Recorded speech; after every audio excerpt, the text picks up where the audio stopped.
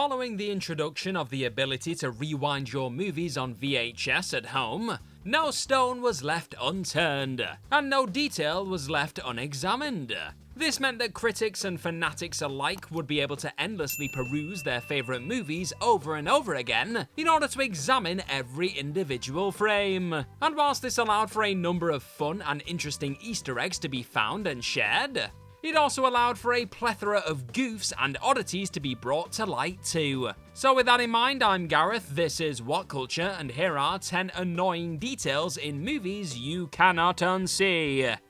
Number 10. The missing engine block Dunkirk.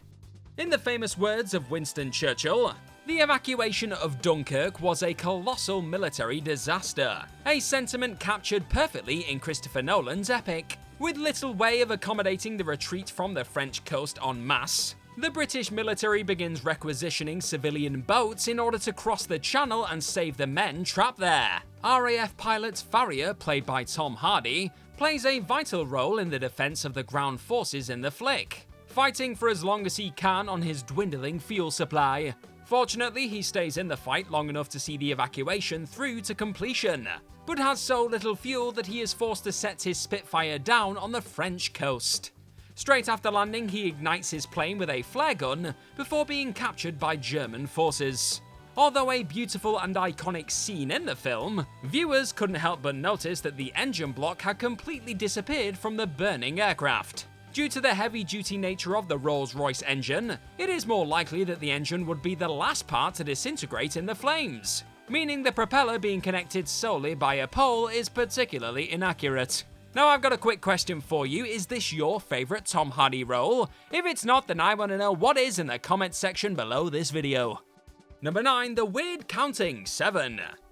At David Fincher's 1995 thriller Seven's outset, murders representing gluttony and greed have already occurred.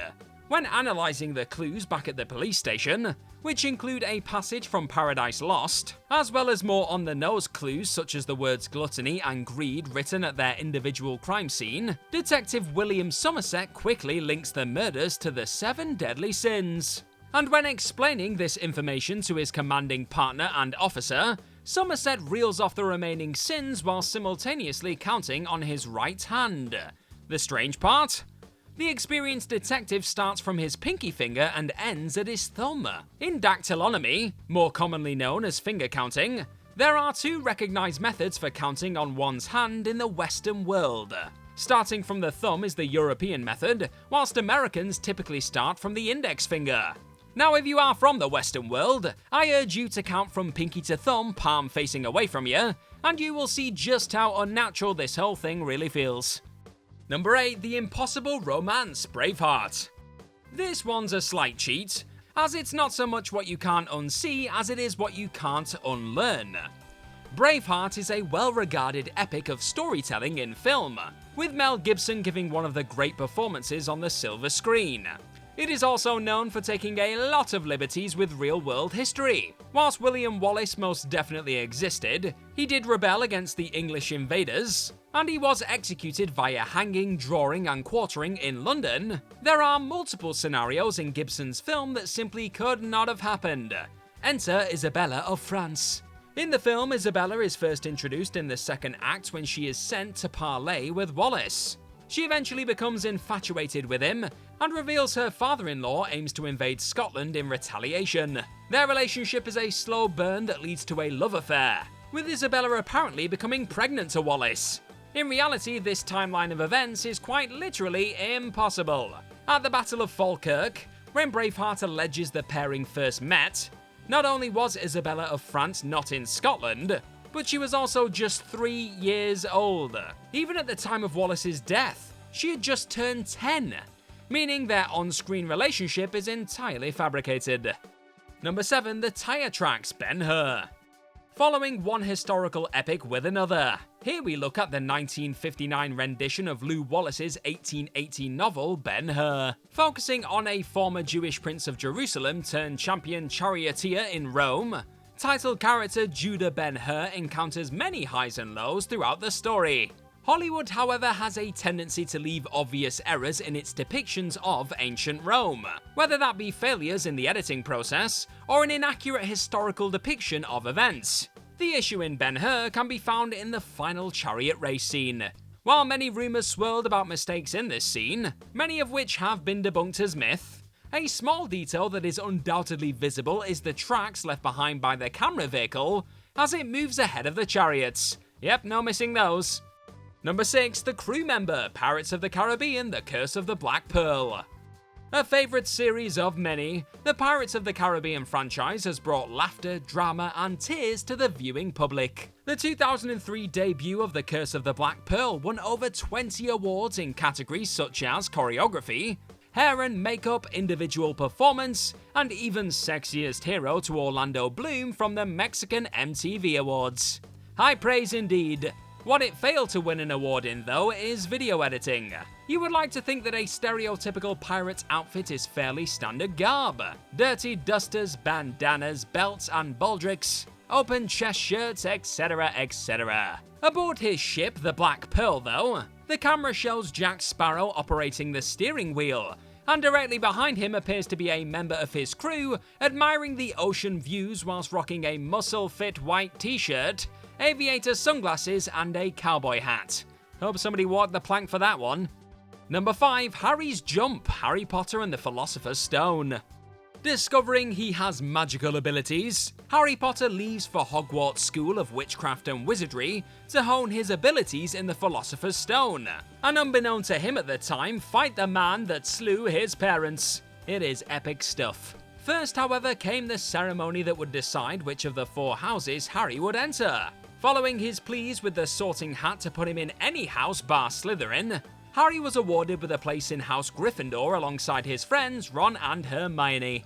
We've all heard of jumping for joy, but it seems our young wizarding prodigy took this all quite too literally. When approaching the table, Harry initially sits down next to Ron on the right-hand side of the table. The next time we see Harry, though, a few seconds later, he is on the left, eating his dinner in between Hermione and Percy. Whether Harry just walked the entire way back around that massive table, or they've just added parkour to the Hogwarts academic schedule, this particularly strange seat switch is certainly jarring. Number 4, Logan's indestructible trousers, the Wolverine. The beginning of the Wolverine takes place in 1945, where Logan is being held as a prisoner of war near Nagasaki, Japan. After the atomic bomb is dropped on Nagasaki, Logan then uses his invulnerability to shield an officer named Ichiro Yoshida from the blast. Following said blast, we see Logan in very gruesome shape. His hair and skin have been almost entirely burned off. Miraculously though, Logan's trousers remain perfectly intact, with barely so much as singed hems. Why everyone is so insistent on stealing the adamantium in Logan's skeleton, instead of harvesting whatever material those trousers are made of, is beyond me. Number 3, the problematic messages, Unfriended. This 2014 found footage horror centers around a group of friends that are haunted by Laura, a fellow student of theirs who recently took her own life following a video of herself at a party going viral. All of the friends in the Skype call are linked to her death, and Laura plans on taking revenge, revealing their darkest secrets as she picks them off. Early on in the film, though, Blair is speaking to her boyfriend Mitch over a messaging service. A total of 7 messages are exchanged between the couple before Blair clicks away to answer a different message. Upon returning to her chat with Mitch, the bottom 2 messages just suddenly disappear, and they continue the conversation from an earlier reply. This could actually be brushed over if the same 2 messages didn't then reappear in the chat later, oddly undoing the latter iteration of the conversation. How very weird. Number 2, Simba's Changing Eyes, The Lion King. One of the greatest ever films to emerge from Disney, The Lion King is a tragic and beautiful tale of love, loss, redemption and responsibility, and somewhat delicious looking bugs. Released in 1994, The Lion King's animation and voice acting still hold up today, and with more than 600 artists and animators contributing to The Lion King, it is quite perplexing that any minor inconsistencies could creep into a film of this scale. Throughout the 88-minute runtime though, some keen-eyed viewers noticed that Simba and Nala's eyes would quite frequently change colour. While Nala's irises constantly change from blue to green, it's actually Simba's corneas that change. Initially altered to accommodate for the day and night cycle in the film, white during the day and yellow at night, following Simba's stargazing scene with Timon and Pumbaa, his eyes constantly flick from white to yellow and back again, occasionally changing as rapidly as frame to frame. Despite this, The Lion King is still a masterpiece.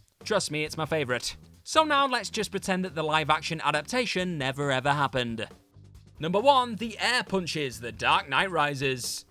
Huge-scale choreographed battle scenes, dire circumstances and compelling drama all help to make The Dark Knight Rises an important film in modern Hollywood.